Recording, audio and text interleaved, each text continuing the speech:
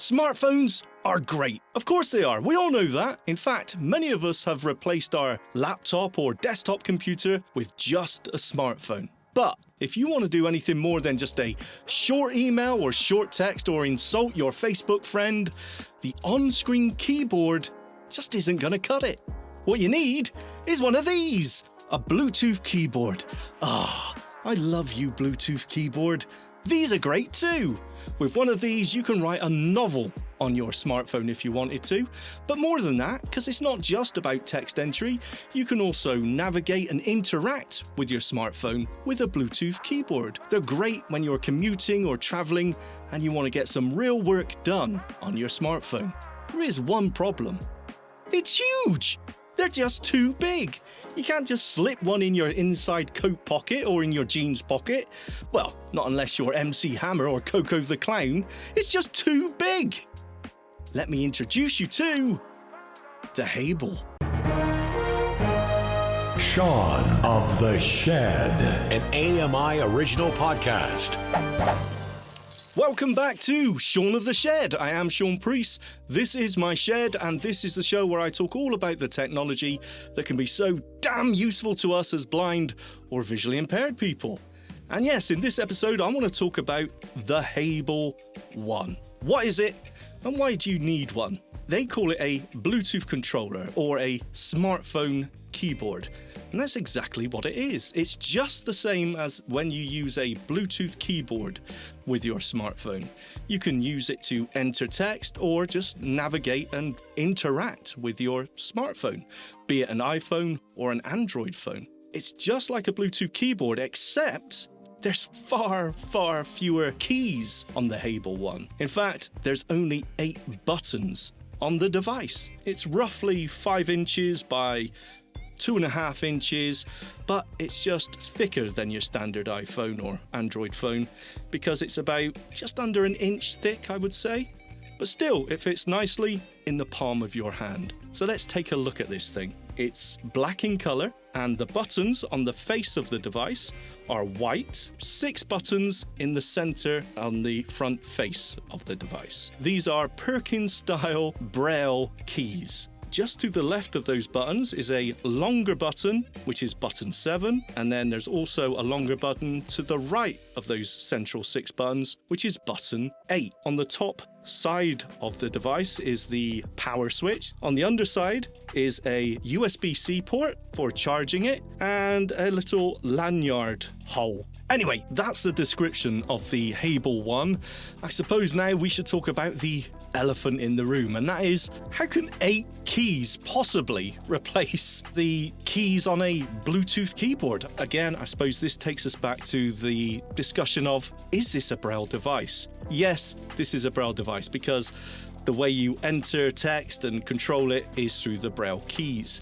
If you're not a Braille user, don't be frightened off. At least I would say give it a go, because it's surprising how you can pick it up.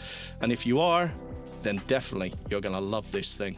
Now, to use it, you hold it between 2 hands with the buttons facing away from you. You'll find that your thumbs naturally rest on the top next to the power button. You also find that your fingers on both hands just naturally rest on those 6 Braille buttons. Type in text as you would expect, fairly straightforward.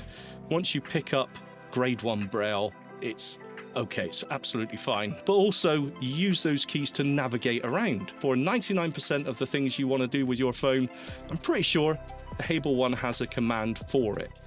And it's all about, the more you use it, the more you pick up these commands. And there's so many resources available on the Hable website. They have a YouTube channel with lots of tutorials on it. Anyway, that's enough talk.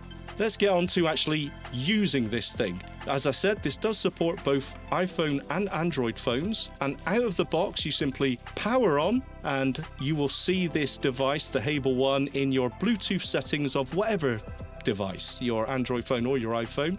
Go to the Bluetooth settings, and in there you will see the Hable One. Simply double tap to connect to it, and the Hable One itself will determine and detect what operating system it's connected to, either iOS or Android, and set itself accordingly.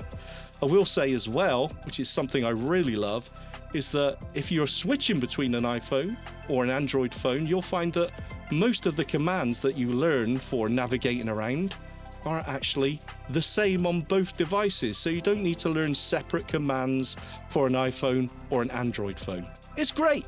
Okay then, a quick demo of Hable One in action. So I've got my iPhone 12 mini on my desk in front of me on a wireless charger. I have my Hable One in hand. So let's give it a whirl. Now, I'm gonna have to put my special headphones on.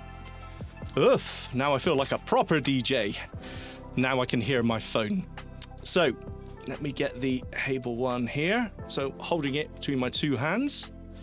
So let's try, let's go to the home screen. Let's hold down H, the Braille letter H, which is 1, 2, and 5. Home. There we go. Okay, now to move around your screen. This is where buttons 7 and 8 come into it. Hold down button 7 and then tap button 8. Social networking folder. 5 apps. 51 new items. That's the same as swiping right on the screen with one finger. That's the move to the next item. So let's keep going. Hold down button 7, tap button 8. Communication folder. 11 apps. 64 new items. Shopping folder. 14 apps. 6 new items. Smart tech folder. 13 apps. There we go, you get the idea. Now, to go back, the equivalent of swiping to the left with one finger on your touchscreen, you would hold down button 8, and this time tap button 7. Shopping folder. 14 apps. 6 new items. Communication folder. 11 apps. 64. Social networking folder. 5 apps. 51 new items. There you go, easy. And let's say you want to jump to the first item on your screen. Hold down buttons 1, 2, and 3. Facebook shortcut. There we go. And to jump to the last item on the screen, hold down buttons 4, 5, and 6. Dock. WhatsApp.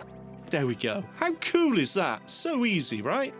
You can jump to the status bar by holding down the letter S, which is buttons. Oh, I'm testing myself here. 2, 3, and 4 would jump you to the status bar. If I hold down the letter M, that will mute or unmute your screen reader. Let's try that one, actually. So that's buttons 1, 3, and 4. Hold them down for a second. Speech off. There we go. And again, Speech on. I love that one for when you're watching Netflix or something, or scrolling through your Facebook watch. You can turn the speech off and just go through. It's very handy. And again, there's so many more. Control center is, for some reason, the letter J, which are buttons 2, 4, and 5. Control center. Airplane mode. Switch we button go. off. And Actions available. okay, calm down. Let's do H again, buttons 1, 2, and 5. Facebook shortcut. Takes us back to the home screen. Now, that's obviously just a really limited demo of the commands that are available. Honestly, it's so fully featured, I can't think of anything that I can't do on it. I'm sure there's something, but honestly, I haven't come across it yet. And again, there's so many resources available. It is surprising how quickly you pick up all of these commands. There's holding down button 3, for example, will perform a magic tap. So if you want to answer a phone call, end a phone call, start or stop playback of media, holding down button 3 will do that. Hold down the Braille letter R, which is buttons 1, 2, 3, and 5, and that will start reading everything on the screen. Let's try that. Again, 1, 2, 3, and 5. Facebook shortcut. Social networking folder. 5 apps. 51 new items. Communication folder. 11 apps. 64 Okay. new items. Shopping folder. 14 apps. And I press button 1 or hold down button 1, and that will pause your screen reader speaking. How cool is that? So there you go. There's a very, very limited demo of what the Hable One is capable of. But again, look, I just find this so useful. Of course, there's specific use cases for this. When would you want to remote control a really portable item like your smartphone anyway? Again, I use mine when it's on the wireless charger. When I'm in bed at night and my phone's charging up on the wireless charger, simply grabbing the Hable One to whatever I want to do, go through my emails or whatever, social media. It's just so handy. And if you're out and about, walking on the street, and you quickly want to answer a email or message, then the Hable One is just so useful for that. So there you go, that was the Hable One. As you could probably guess, I love this device. I think it's so just useful, and it does what it's meant to do so well. They've done a great job in figuring out those commands and making it work in such a great way. There is one fly in the ointment, if you will, and that is, of course, you all know me, that's the price. This is 349 Canadian dollars. That's around, I think, 239 British pounds. That is a considered purchase. And when you compare it to something like a Bluetooth keyboard, which you can pick up for what, $30, $40, $50? Wow, then you really do need to think hard if this is for you, because of that price. Now look, obviously when it comes to all of these devices which are specifically or targeted at or designed for even the visually impaired, we all know there is a price involved. There's supply demand, a smaller market, R&D, smaller companies. I totally understand that. But that doesn't take away from the fact that yes, this can do everything a Bluetooth keyboard can do in a much smaller package, but then you are paying for that privilege, so it is something to keep in mind. If you want to find out more, you can go to iamhable.com, that's their website, iamhable.com. Now, I mentioned it will work on iPhone and Android smartphones, but also on that website it mentions, of course, it would work on tablets as well, which I don't see any reason it wouldn't, but I haven't been able to try that out. So any Apple tablet or Android tablet, you should be able to use this with as well. There you go. Thank you so much for watching. If you liked it, then hit the like button. If you didn't, then don't. It's absolutely fine. Feel free to subscribe if you want to hear more and the next episodes of Shaun of the Shed. If you want to get in contact with me, any comments or any suggestions, you can email me. I've got my own email address now. It's Shaun, SHAUN, @doubletaponair.com. Thank you so much for listening. Take care, and I'll see you next time.